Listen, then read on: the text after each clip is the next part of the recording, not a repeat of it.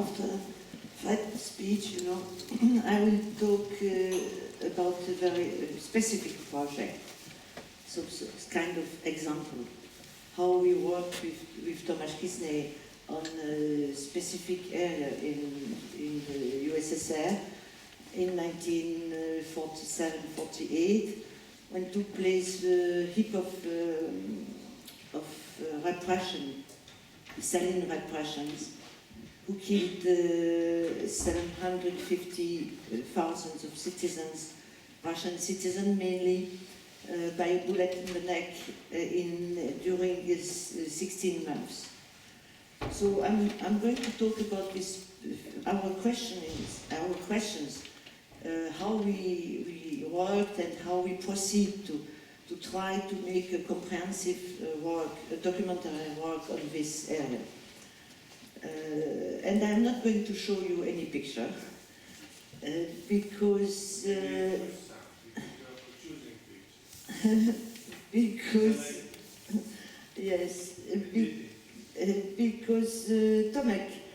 Tomasz Kisnej will show you after the lunch break.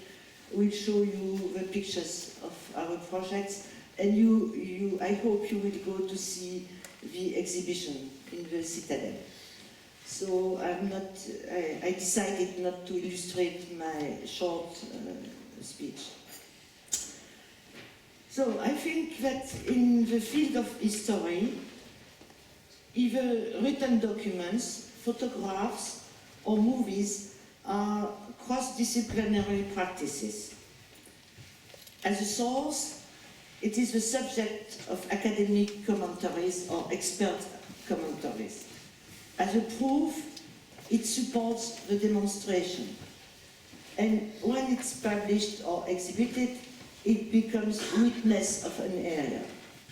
So we had to face, this triple function, which also does not exhaust the features of the document in history.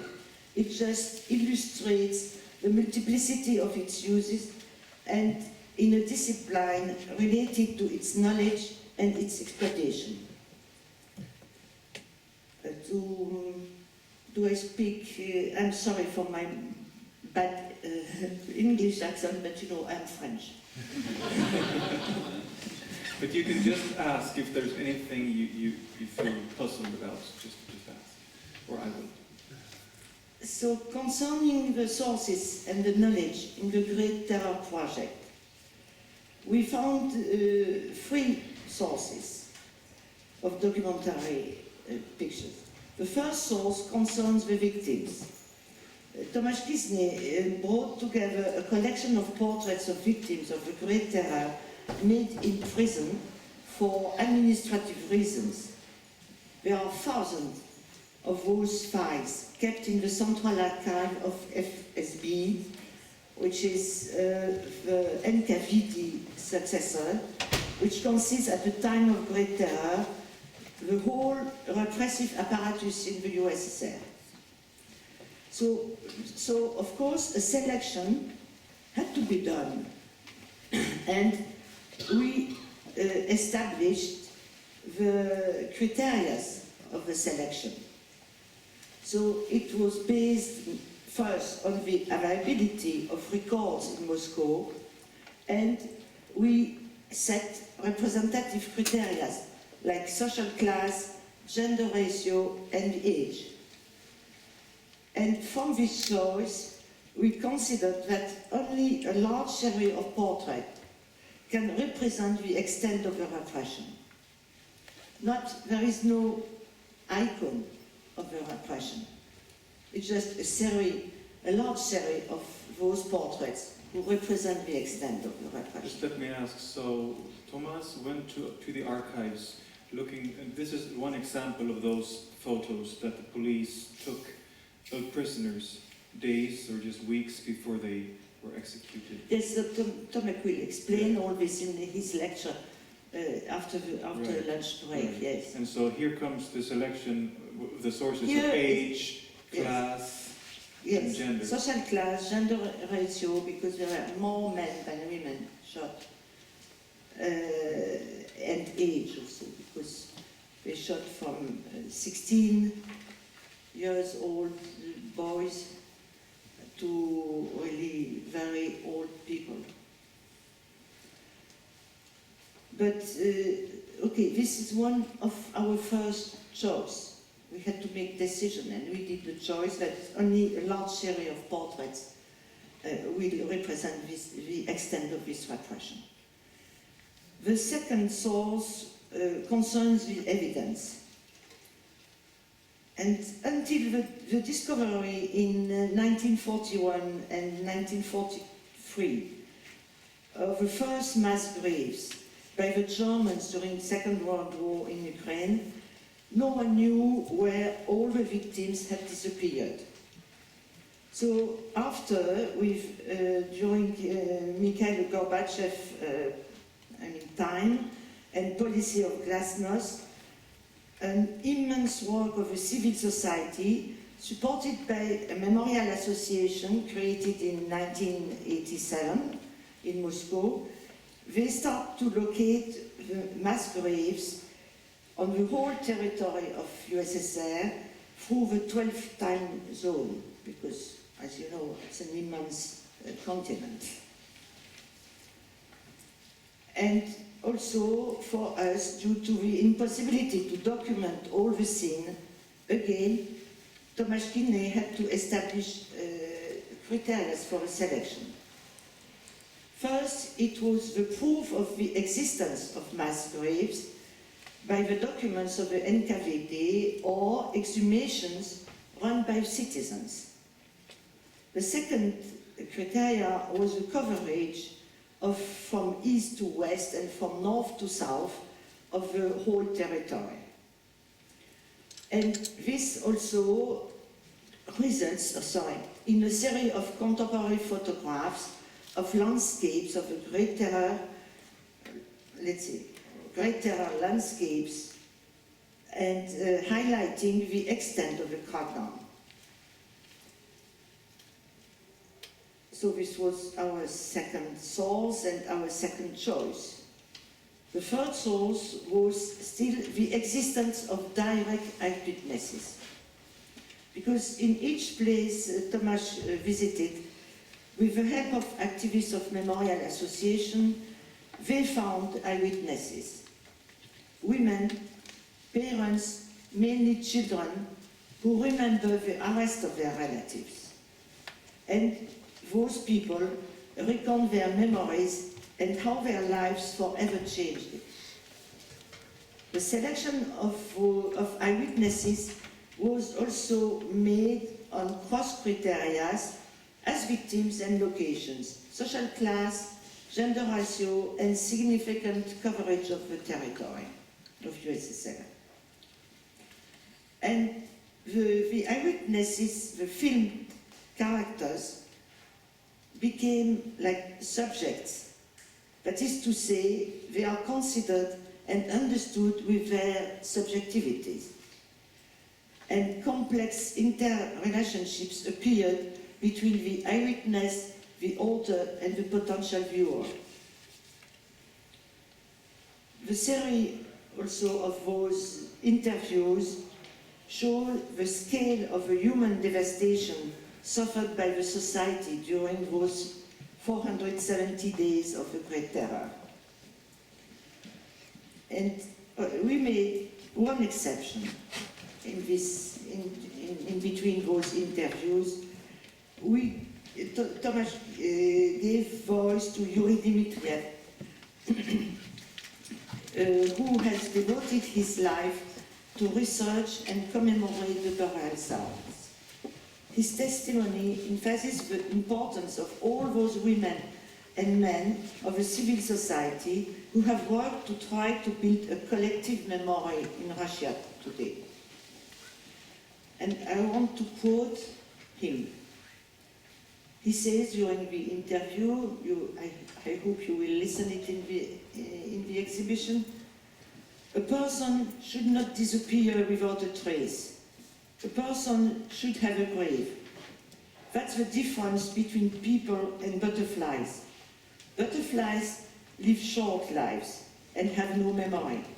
People live long lives and should remember, because memory is one of the things that turn us into human beings, that form a people of us and not just a population. So it's all those records, I mean, we think that it builds also a landscape of devastation of this area. But, in fact, the portrait of the victims, the landscapes of mass graves, as well as the distant memories of the witnesses, they fail to provide any historical evidence. The photographs are dumb and silent. The voices are so intimate that they affect us without proving anything, except the pain that this period has left behind. That is not what I see that brings me a proof of the reality of the Great Terror. This is the context, the form and conditions in which the image is proposed that tell me about the degree of likelihood of that representation. So the historical corpus is absolutely necessary to enable all documents to form a whole documentary intelligible and admissible. Both Russian and French historians, Arseny Roginsky and Nicolas Vert, two specialists of USSR history, through their research and analysis, set the documents in the exhibition, and also, of course, in the book, in its historical and contemporary context. And in the exhibition, you will see also that written documents, such as biographical notes accompanying the portraits of the victims, give true meaning to the pictures. So after we had those three sources, and then we wanted to show it, to bring it to public. So to show, I mean, to public, the work, the documentary work becomes a testimony of an area. And despite a subjective selection of images, the articulation of all elements draws a testimony and accusation of Stalinist repression. It also creates resonance, echoes in the fields of political, social, and above all, human. And I feel kind of correspondent of what Fred said a moment ago, you know, what we have to do to resist.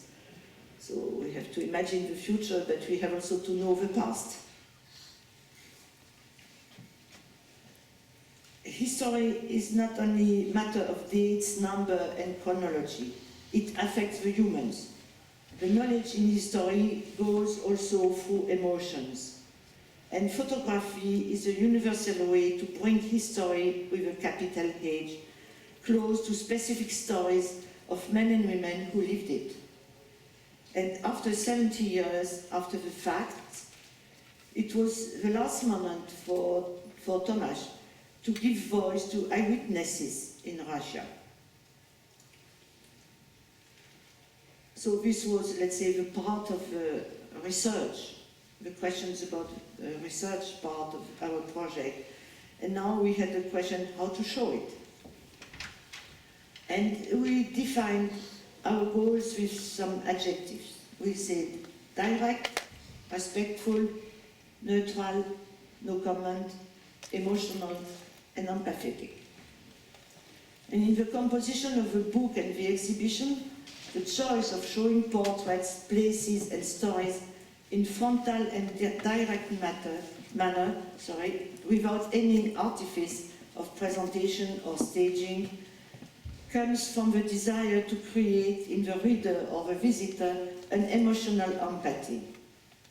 Empathy itself arouses the imagination, because only your imagination, with our imagination, we can reconstruct the years, 1947, 1938 in the USSR. And George D.D. Uberman says it very well. To know, you must imagine. In an essay about the 4 photographs which were discovered and were secretly taken in 1944 in Auschwitz, near the crematorium 5, when you see women and people going to the crematorium. Our concern, Tomasz Gisney's and mine, is to bring to a large audience an understanding of the most spectacular Stalinist repression in the literal sense. As I told you, 750 Soviet citizens were executed. Sorry, I did a mistake. 750,000 Soviet citizens were executed with a bullet in the neck by decision of the state authority. And in 16 months of the Great Terror played an important role in the course of the Second World War and still have visible consequences of the current Russian Federation. In the Russian popular consciousness, 2 images of the Stalinist area were forged in a violent paradox. As a criminal regime responsible for decades of state terror, but also at the time of great achievements and glorious victories, including the victory in the Great Patriotic War. This became the basic structure on which was reorganized national self-identification. This is the words of Arseny Roginsky, Russian historian. So he underlined very much with his analysis to how important was this period for the current Russia. And where to show, the documentary project. And I think that regarding historical photographic documents, as well as contemporary documentary photography, the question about the nature of the documents, were they done traditionally or on digital techniques, have, in my point of view, quite little importance, because the issues are of a different nature. Only the falsification or the manipulation of documents is a problem. And also, I fully agree with all what Fred was saying a moment ago. But this is not new, because since the invention of the photography, the images could have been and were manipulated directly on the negatives. And you well know the picture where Trotsky disappeared, as everyone knows, or inside the laboratory, and now it's just easier with computers.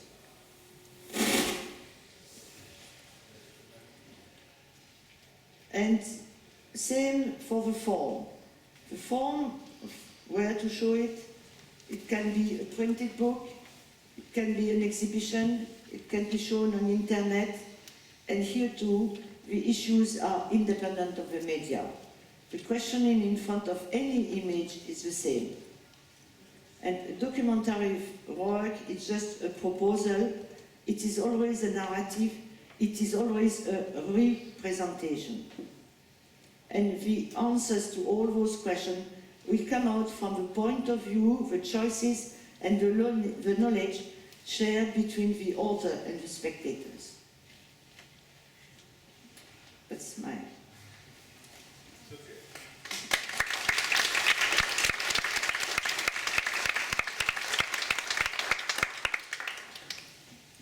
So do you feel, when we heard Fred speak about the credibility and the problems of photography, do you feel documentary photography is being undermined by the risk of manipulation? Of course. It's not a specific category. There are pictures, there are images, and then you say it's documentary because it's linked to history or to one problem, let's say, or one problem. Because for contemporary documentary, I mean, you know, climate or war or whatever, you have one feature and you use pictures as documentary. But the documentary, the picture does not have itself documentary value. It's the usage of the picture which makes the documentary. And you have been very careful with how you chose, what photos you chose and how you presented them, and you've been clear with how you work. Do you think what Fred was talking about, the four corners, could that be a fruitful instrument for the future? I see the proposal of four corners. It's like creating a small website inside every picture. You know, you have source, photography, who is the photographer, what's his policy, you have some links, and you have some background and context. And so it's for me, it's like a small website. For every picture became a small website. So it can be very useful, of course, for many work. In our case, I mean, it was more that we had to deal with tons of pictures, with a very large amount of documents. So what to choose? You know, of course, all criteria are always subjective. So we try to do as much as possible.